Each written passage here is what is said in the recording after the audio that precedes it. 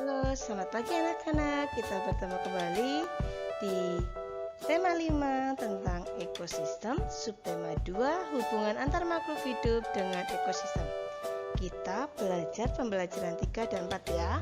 Nah, sebelum kegiatan pembelajaran kita mulai, terlebih dahulu kita berdoa. Pejamkan mata, lipat kedua tangan, marilah kita berdoa.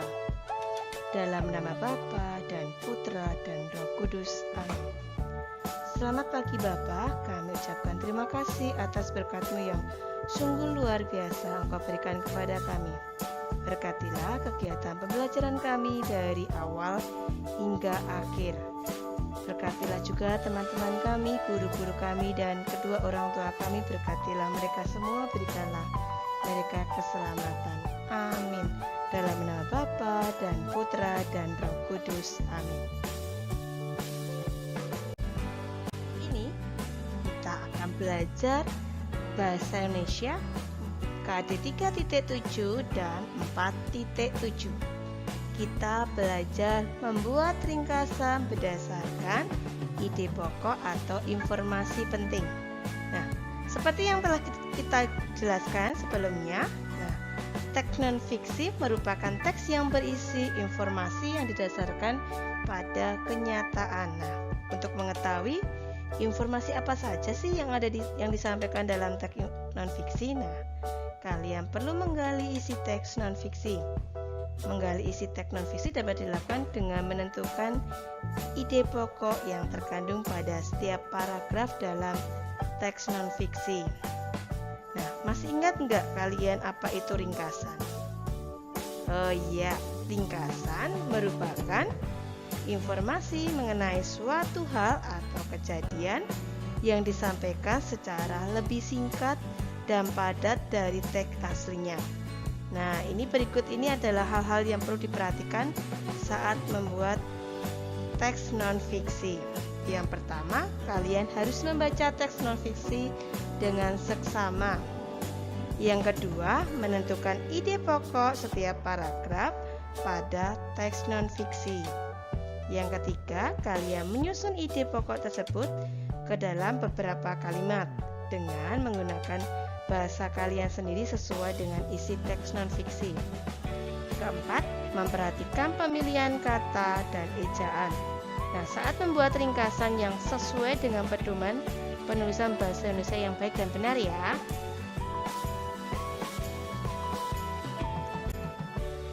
Kita belajar di sini, belajar IPS muatan KD 3.1 4.1.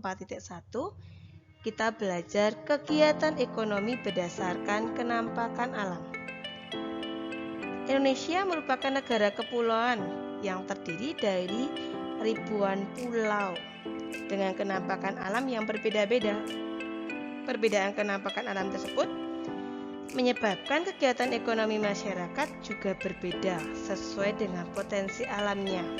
Jadi, kenampakan alam mempengaruhi kegiatan ekonomi masyarakat sekitar. Nah, sebagai contoh, di daerah Kalimantan masyarakat memanfaatkan kenampakan alam yang berupa sungai-sungai besar sebagai pusat ekonomi.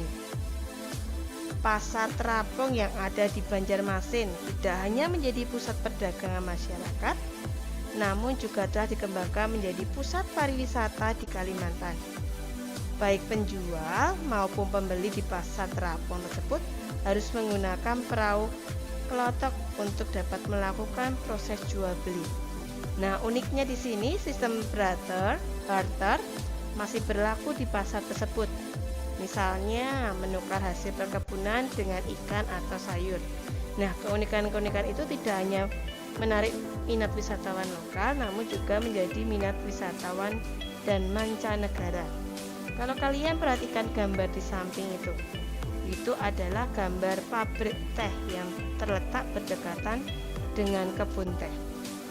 Kegiatan ekonomi akan menyesuaikan kondisi alam di sekitarnya, terutama kegiatan ekonomi yang menggunakan bahan baku alam seperti tadi pabrik teh, makanya didekatkan dengan berdekatan dengan kebun teh karena dekat dengan bahan bakunya.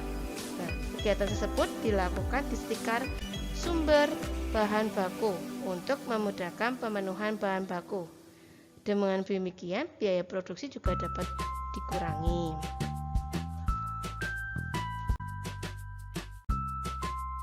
Kita belajar Proklamasi Kemerdekaan Indonesia. Perjuangan bangsa Indonesia melawan penjajah telah dimulai sejak lama. Hal itu dibuktikan banyaknya tokoh perjuangan atau pahlawan Indonesia yang berjuang melawan penjajah. Mulanya perlawanan bangsa Indonesia mengalami banyak kegagalan karena belum adanya persatuan dan kesatuan. Nah, rasa nasionalisme bangsa Indonesia mulai muncul sejak berdirinya Budi Utomo tahun 1908 kemarin kita sudah mempelajarinya. Nah, semangat itu semakin diikarakan dalam Sumpah Pemuda pada Kongres Pemuda yang kedua tanggal 28 Oktober 1928. Nah, pada kongres itu bangsa Indonesia mengakui tanah air yang satu, bangsa yang satu, dan bahasa persatuan yaitu adalah bangsa Indonesia. Nah, setelah perjuangan yang begitu lama dan pengorbanannya tidak sedikit, akhirnya bangsa Indonesia pun memproklamasikan kemerdekaannya. Proklamasi kemerdekaan itu dibacakan pada hari Jumat, tanggal 17 Agustus 1945, pukul 10. Nah, naskah proklamasi ini dibacakan di Jalan Pegangsaan Timur nomor 56 Jakarta, atau yang sekarang menjadi Jalan Proklamasi nomor 1. Nah, proklamasi kemerdekaan perlu dilakukan untuk mengumumkan kedaulatan bangsa kepada dunia. Nah, ini ada teks proklamasi. Proklamasi kemerdekaan berhasil dibacakan atas kerjasama berbagai para pihak. Para pemuda dan masyarakat Indonesia mempersiapkan proklamasi kemerdekaan dengan semangat persatuan dan kesatuan. Nah, isi proklamasi ini adalah merupakan hasil diskusi dari ketiga tokoh, yaitu adalah I.R. Soekarno, Muhammad Hatta, dan Ahmad Subarjo. Nah, Soekarno kemudian menuliskan naskah proklamasi, sedangkan Muhammad Hatta dan Ahmad Subarjo menyumbangkan ide secara lisan. Nah, setelah naskah itu selesai dibuat, Soekarno meminta Sayuti Melik untuk mengetik naskah proklamasi tersebut yang ditemani oleh B.M. Dia. Nah, penyusunan naskah proklamasi tersebut dilakukan di rumah Laksmana Maeda, seorang perwira tinggi angkatan laut Kekaisaran Jepang yang bersimpati dengan perjuangan bangsa Indonesia. Kalau kalian lihat dalam teks proklamasi itu ditandatangani oleh Soekarno dan Muhammad Hatta atas nama bangsa Indonesia. Perhatikan gambar di samping untuk mengetahui isi teks naskah Proklamasi Kemerdekaan Indonesia. Setelah proklamasi dilakukan, pengibaran bendera merah putih yang dilakukan oleh Laktivendraningrat dan Suhut Sarsokusumo. Bendera merah putih itu dijahit oleh Ibu Fatmawati. Saat pengibaran bendera, seluruh masyarakat yang hadir menyanyikan lagu Indonesia Raya.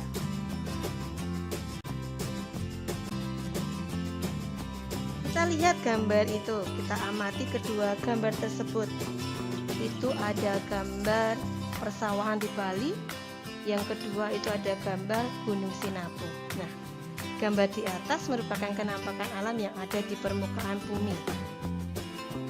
Berarti kenampakan itu dibagi menjadi dua ya, kenampakan alam dan kenampakan buatan. Kalau kenampakan alam, kenampakan yang sudah ada di alam. Sedangkan kenampakan buatan, kenampakan yang dibuat oleh manusia. Contohnya persawahan, merupakan kenampakan buatan manusia untuk kebutuhan manusia. Sedangkan gunung tadi adalah kenampakan alam ciptaan Tuhan.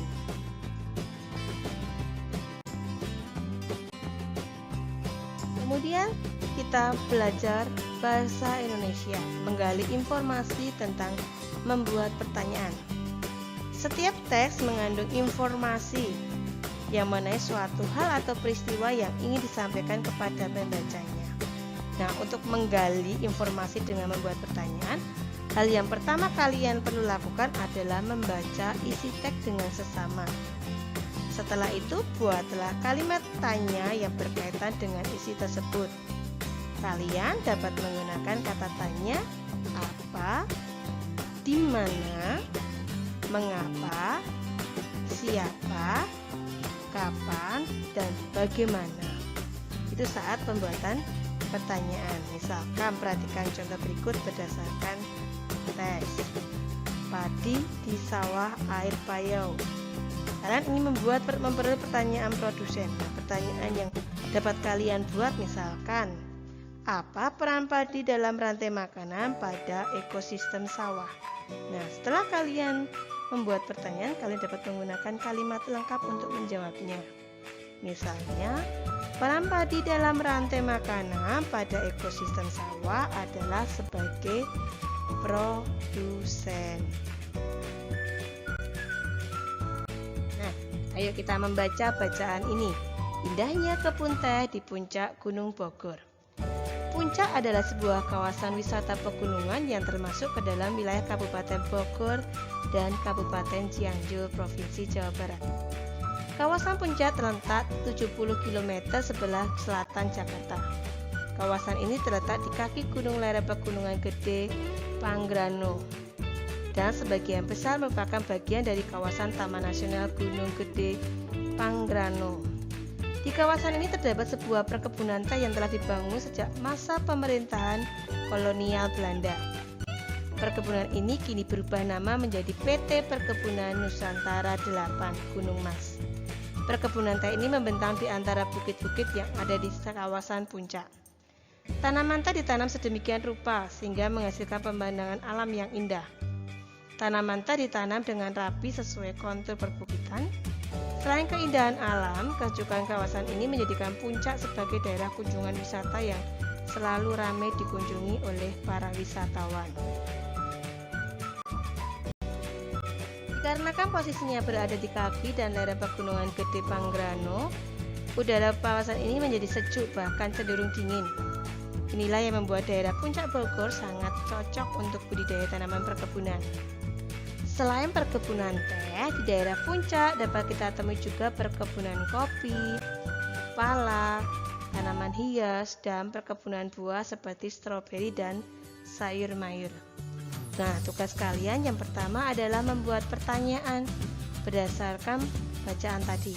Buatlah 3 pertanyaan saja yang sesuai bacaan di atas dengan kata tanya yang tepat, tanda baca, dan ejaan yang benar. Setelah kalian membuat pertanyaan tadi, kalian menjawab pertanyaanmu sendiri dengan kalimat dan ejaan yang benar. Tugas yang ketiga, ceritakan pengalamanmu berkunjung ke tempat wisata favorit keluargamu. Nah, jelaskan kenampakan alam dan buatan yang kalian lihat. Tuliskan penjelasanmu dalam 1 paragraf saja. Kita belajar untuk PPKN, Persatuan dan Kesatuan dalam mengelola sumber daya alam. Indonesia terdiri atas ribuan pulau dan pulau-pulau tersebut menjadi satu kesatuan yang disebut dengan Negara Kesatuan Republik Indonesia, atau sering kita disebut singkat dengan NKRI. Setiap pulau dapat memiliki sumber daya alam yang berbeda dengan pulau yang lainnya. Setiap wilayah pun dapat menghasilkan sumber daya alam yang beragam. Misalnya, wilayah di dekat laut menghasilkan garam, sumber daya laut, sedangkan wilayah dataran tinggi menghasilkan perkebunan seperti teh. Sumber daya alam di seluruh Indonesia tersebut harus dikelola dengan semangat persatuan dan kesatuan. Apabila setiap masyarakat dapat bersatu dalam mengelola sumber daya alam mereka, kesejahteraan mereka dapat tercapai. Nah, salah satu wujud persatuan dan kesatuan dalam mengelola sumber daya alam adalah kerjasama. 2 pulau yang memiliki 2 sumber daya alam dapat bekerjasama untuk saling memenuhi sumber daya alam yang dibutuhkan. Misalkan Pulau Madura memiliki sumber daya garam yang melimpah. Nah, sumber daya alam garam berupa garam tadi diperlukan oleh masyarakat di berbagai pulau, salah satunya Pulau Kalimantan. Jadi penduduk Kalimantan dapat bekerja sama dengan petani garam di Pulau Madura untuk memenuhi kebutuhan garam mereka. Nah, tugas PKN kalian yang pertama, sebutkan sikap-sikap yang dapat memperkuat persatuan dan kesatuan bangsa.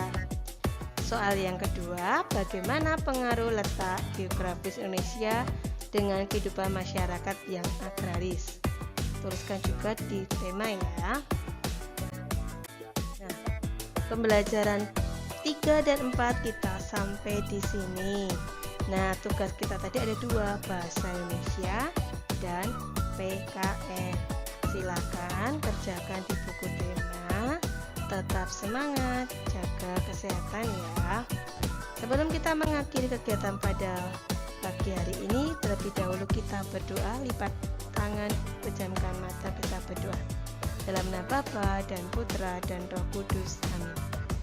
Selamat pagi Bapak, kami ucapkan terima kasih atas berkat-Mu sehingga kami bisa menyelesaikan pembelajaran hari ini.